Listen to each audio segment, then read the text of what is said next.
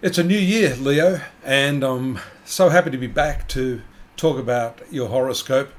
Um, it's a big year, hopefully a better year than last year. And as we look at your horoscope here, and I'm going to animate this, we see straight off the bat a new moon taking place here in the sixth house of your horoscope. Now, the sixth house is all about service, work, and your health. And when you've got this many planets jam packed into one sector, you can rest assured, especially if it's a new moon, you're turning over a new leaf. And I suspect one of your resolutions may have to do with your health this year. Not all of you, but probably a lot of you will be looking at that. Notice also Mercury moves out fairly quickly within the first couple of days, around the same date as that new moon.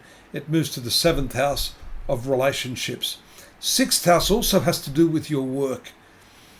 Different to the 10th house, although Venus, which rules your 10th house, is here in the 6th house, which is your workplace activities, your daily routine, your co-worker agreements and relationships, and just the way you tackle the work that you do. And really it has to do with service.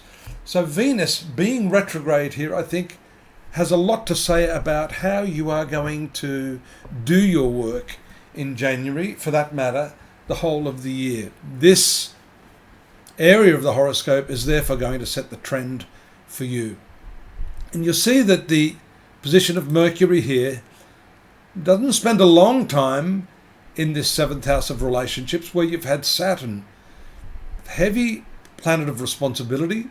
It is the principal planet of your relationships, and Mercury moving into its vicinity shows a lot of communication, a lot of thought associated with your relationships, and also in a way, as you see when it moves back into this sector around the 15th, thinking about how you can serve your partner. Because I always say that love is a verb, and love is an action or doing word.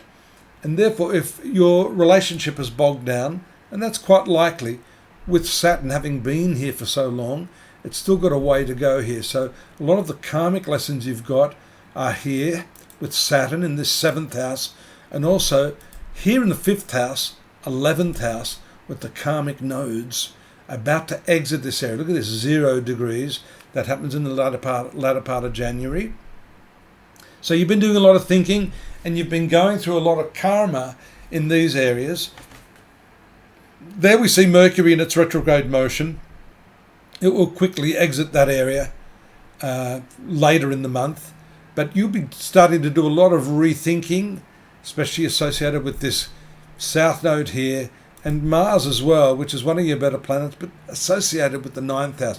A lot of karma is involved in this first part of the year, associated with your love affairs, the expression of your creative impulses, the way you do your work, and the way you serve your partner. How is that for a mouthful? That to me seems to symbolize the whole of the month and the year. Now I've gotten ahead of myself here and missed this very important full moon that's also going to be shining here on the, let me have a look here at my notes now, I've lost it. The full moon takes place on the 18th, there in the sign of Cancer in your 12th house. 12th house has to do with a lot of hidden things, and that may relate to your emotions and how you're expressing your emotions. Notice over here that the pressure and the intensity of those planets moves away from this sixth house, Leo, into this seventh house. And that's where we see the sun, your ruler, making contact there around the 23rd with retrograde Mercury. So they're going to sort of cross each other's paths. And then the sun now moving into this very, very responsible position with Saturn. And normally these two planets don't work all that well together, but because these are the principal planets of your horoscope, the ruler of your chart, the sun sign ruler, Sun, and Saturn ruling your seventh house along with Uranus, then there's a coming together of yourself and the person in question. So all of those things I've mentioned about the reappraising of your relationships, the way you are going to serve your partner, the way you're doing your work, health, reappraising. The new moon was taking place there. How you eat, how you live, how you sleep, your daily routine. And there we see the initiative planet, Mars, the action planet, moving into this area too after the 27th. So you've got the direct motion of Venus resolving a lot of stuff there on the 29th, going stationary and direct, while Mercury is still in its retrograde movement. Tells us there is at least some resolution there, and that may take place surrounding more to do with your work because of Venus ruling your 10th house of profession. Mercury will remain in this position for a while, and Mars, Pluto, and Venus are going to continue to work on this 6th house area of your horoscope. Big things for your work. You may be having too many irons in the fire. That's one of the weaknesses of having too many planets in one area of the zodiac. Just try to stagger that a little bit, Leo, as the year starts. You may be so excited about your New Year's resolutions that you may bite off more than you can chew. So, if you want more information on this, I've got the chronological list of aspects and the interpretations.